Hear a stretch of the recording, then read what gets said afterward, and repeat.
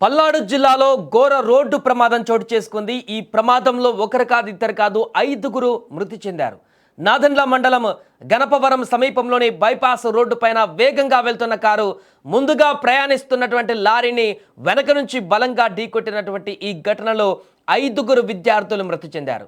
4 స్పాట్లోనే మృతి చెందగా మరొకరు చికిత్స పొందుతూ మృతి చెందినట్టుగా తెలుస్తుంది. ప్రమాదంలో మృతి చెందిన విద్యార్థులు అందరూ కూడా అయ్యప్ప మాల ధారణలో ఉన్నారు. వారంతా విజ్ఞాన్ కాలేజీకి చెందిన వారని పోలీసులు గుర్తించారు. అయ్యప్ప దీక్షలో భాగంగా సమీప దేవాలయంలో దర్శనం చేసుకుని తిరిగి వస్తుండగా ఈ ప్రమాదం జరిగినట్లుగా సమాచారం.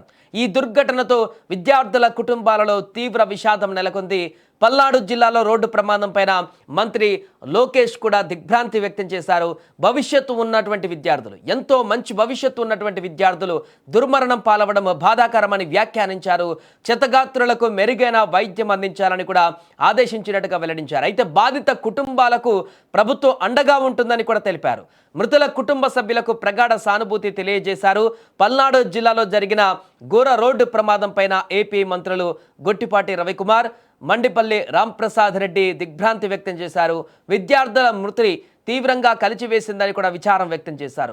ఎంతో మంచి భవిష్యత్తు ఉన్నటువంటి విద్యార్థులు ఇలా ప్రమాదాల బారిన పడడం అత్యంత బాధాకరమన్నారు. ప్రయాణ సమయంలో తొందరపాటు తగదని, కుటుంబాలను దృష్టిలో పెట్టుకుని జాగ్రత్తగా ప్రయాణించాలని సూచించారు. గాయపడిన వారికి మెరుగైన వైద్యం అందించాలని అధికారులను ఆదేశించారు.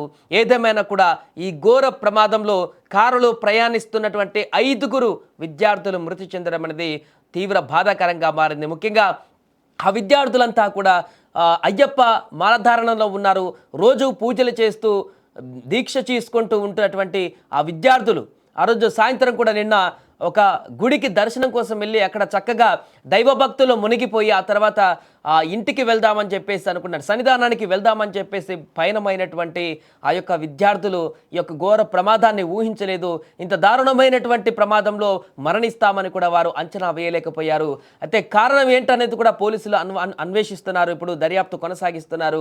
అతి స్పీడ్ కారణంగా ప్రమాదం జరిగిందా, లేకుంటే లారీ డ్రైవర్ తప్పిదం ఏమైనా ఉందా, రోడ్డు పైన ఇంకా ఏమైనా ఇబ్బందికరమైనటువంటి పరిస్థితుల కారణంగా ప్రమాదం జరిగిందా, ప్రమాదానికి గల కారణాలపైన కూడా ఇప్పుడు పూర్తి స్థాయిలో దర్యాప్తునైతే కొనసాగిస్తున్నారు. ఇక్కడ లారీ డ్రైవర్ ఎవరైతే ఉన్నారో అతను కూడా ఎంక్వైరీ చేసి పూర్తి వివరాలు కూడా తీసుకునేటువంటి ప్రయత్నం చేస్తున్నారు. ఏదేమైనా కూడా మంచి భవిష్యత్తు ఉన్నటువంటి విద్యార్థులు, ఎంతో జీవితం ఉన్నటువంటి విద్యార్థులు, 5గురు విద్యార్థులు, చేతికి అంది వచ్చినటువంటి పిల్లలు మృతి చెందడం పట్ల ఆ తల్లిదండ్రుల యొక్క బాధ అయితే వర్ణాతీతంగా మారింది. ఆ కుటుంబ సభ్యుల యొక్క ఆర్తనాదాలు కూడా మిన్నంటిపోయాయి. ఇక ఆ విద్యార్థులు ఉన్నటువంటి ఆ పరిసర ప్రాంతాలలో కూడా స్థానికులు కూడా తీవ్ర దిగ్భ్రాంతి వ్యక్తం చేస్తున్నారు. ఒకరు కాదు ఇద్దరు కాదు ఒకేసారి 5గురు విద్యార్థులు మరణించడం వారి యొక్క కన్న తల్లిదండ్రులకు తీవ్ర శోకాన్ని అయితే మిగిలించింది. ఈ ఘటన ఇప్పుడు రాష్ట్ర వ్యాప్తంగా సంచలనంగా మారింది.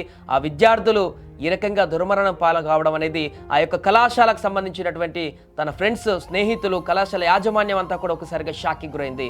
తమ కళాశాల పిల్లలు ఈ రకంగా రోడ్డు ప్రమాదంలో అందరూ మరణించేటువంటి పరిస్థితి వస్తుందని కూడా వారు కూడా ఊహించలేదు. ఇలాంటి ప్రమాదాలు గతంలో అనేకం జరుగుతున్నాయి. రోడ్డు ప్రమాదాలు రోజు నిత్యం ఏదో ఒక ప్రాంతంలో జరుగుతూనే ఉన్నాయి. కానీ ఈరోజు అయ్యప్ప మాలధారణలో ఉన్నటువంటి విద్యార్థులు కారులో ప్రయాణిస్తుండగా జరిగినటువంటి ఈ పెను విపత్తులో అయితే 5గురు అక్కడే చనిపోవడం అనేది ఒక్కసారిగా తీవ్ర ఆందోళనకరంగా మారింది.